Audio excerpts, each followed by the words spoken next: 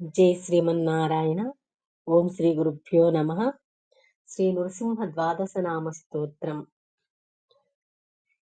ప్రథమం తు మహాజ్వాలో, ద్వితీయం తు ఉగ్రకేసరి, తృతీయం వజ్రదంశ్రం చ, చతుర్థం తు విశారదః, పంచమం నారసింహశ్చ, షష్ఠః కశ్యపమర్దనః, సప్తమో యాతు హంతా, అష్టమో దేవవల్లభः, నవ ప్రహ్లాదవరదో, దశమో అనంతహస్తకः, ఏకాదశో మహారుద్రో, ద్వాదశో దారుణస్తదా. ద్వాదశైతాని నామాని నృసింహస్య మహాత్మనః.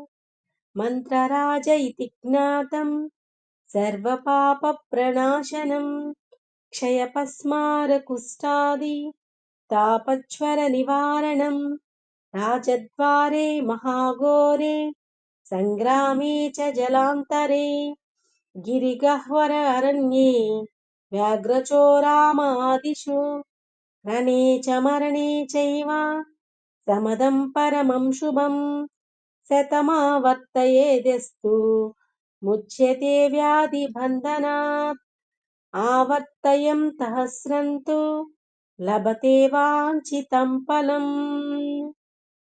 ఇది శ్రీ నృసింహ ద్వాదశ నామ స్తోత్రం సంపూర్ణం.